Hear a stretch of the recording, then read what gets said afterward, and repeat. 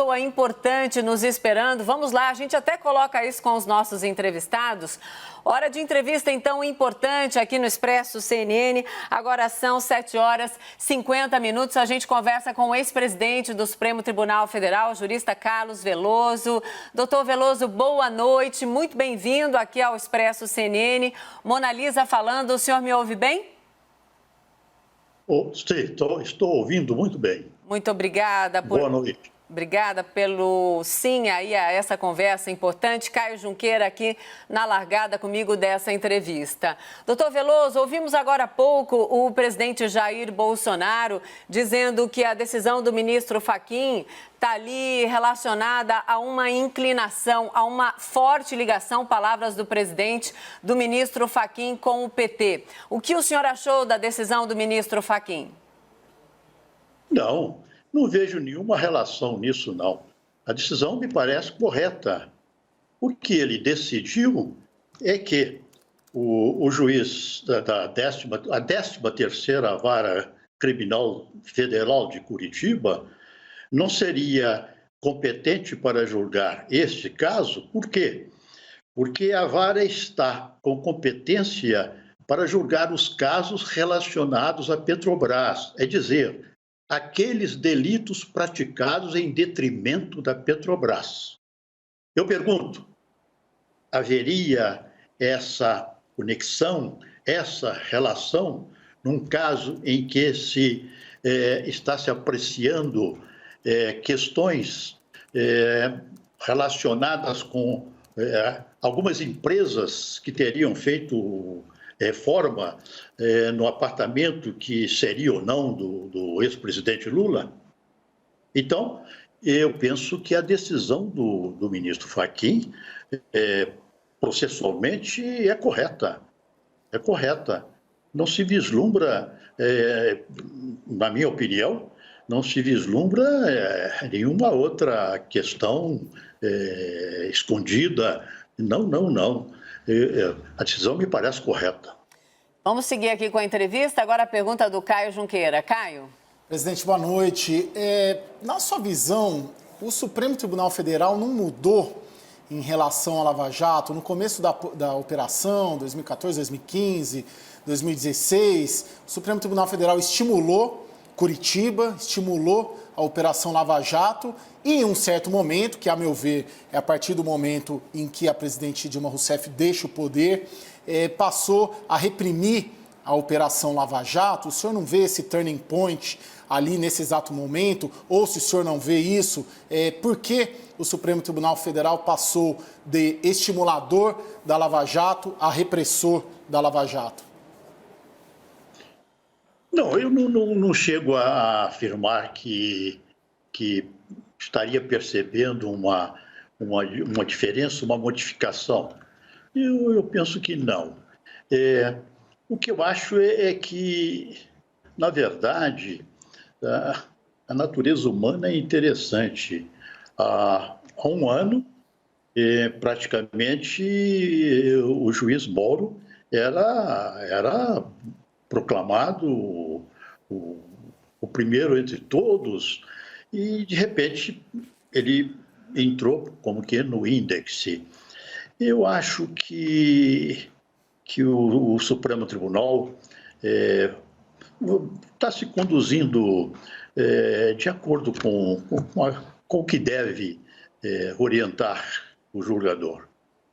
Sim, doutor Veloso, agora a pergunta do nosso analista Fernando Molica. Chega, Molica, por isso que eu tive que te interromper aquele momento, era para a gente colocar todo mundo na conversa. Vamos lá, Molica.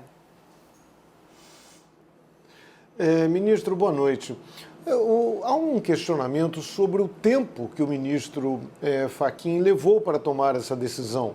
Porque essa questão da competência da 13ª Vara Federal vinha sendo levantada há muitos anos por diversos advogados de diversos acusados, que alegavam que a Lava Jato tinha virado um grande guarda-chuva para processos sobre corrupção, que alguns que nem citavam explicitamente a Petrobras. Aí eu pergunto, não demorou muito, não, para essa decisão tão básica ser tomada? Molica, eu acho que que não demorou, não. O processo tem momentos adequados. Eu penso que chegou o momento de decidir essa questão. Agora, havia muita alegação no sentido de que não seria competente, não teria nada a ver com a Petrobras. E os grandes delitos realmente foram praticados em detrimento da Petrobras. Então, aqueles praticados em detrimento da Petrobras são da competência da 13ª Vara Criminal Federal de Curitiba. Aqueles que não têm essa relação, e se não tiverem, é caso de ainda se decidir a respeito. Agora a pergunta é da nossa analista Thaís Arbex. Thaís? Ministro, boa noite. Agora a discussão é se essa decisão do ministro Fachin, ela anula ou não anula o julgamento sobre a suspeição do ex-juiz Sérgio Moro. Na decisão, o ministro Edson Fachin disse que sim, mas há um entendimento de que não. Quero a opinião do senhor, por favor. Eu não... o caso é o seguinte: a primeira coisa que se examina no julgamento de uma ação é se o tribunal ou o juízo é competente. Porque se o juízo não é competente, ele não é o juiz natural. E se não é o juiz natural, a questão não pode prosseguir com ele. Ele não pode decidir neste caso. Então, a sua pergunta, muito boa.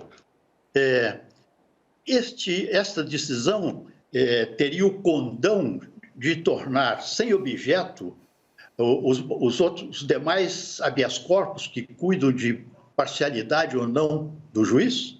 Eu penso que sim. Eu penso que sim. Essa é uma questão primeira no processo, a questão da competência.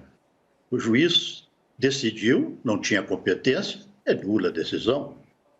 Não se examina, então, outras questões que adviriam. Esta é uma questão, portanto, primeira, prioritária, primordial, e se decide no processo. E, decidindo pela competência, aí, então, as outras questões, não é? Suspeição e outras coisas, outras preliminares que podem ser arguídas serão decididas. Mas, na minha opinião, eu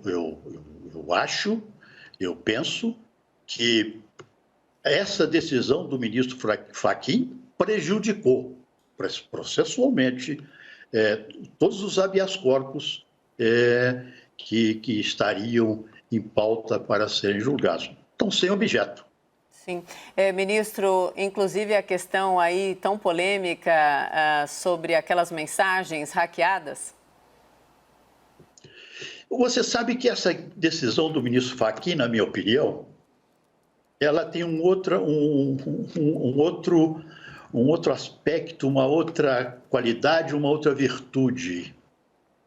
Ela evita que o Supremo Tribunal Federal decida a respeito de uma questão melindrosa, que é a admissão de provas roubadas, provas hackeadas. No caso, pelo que eu conheço das informações, inclusive da imprensa, não é? Essas foram invadidos, não é? WhatsApp, o Telegram, correspondências pessoais de autoridades, e pergunta-se, com violência à privacidade, ao direito à privacidade, que é um direito fundamental da maior importância. Pergunto, seria possível admitir estas provas?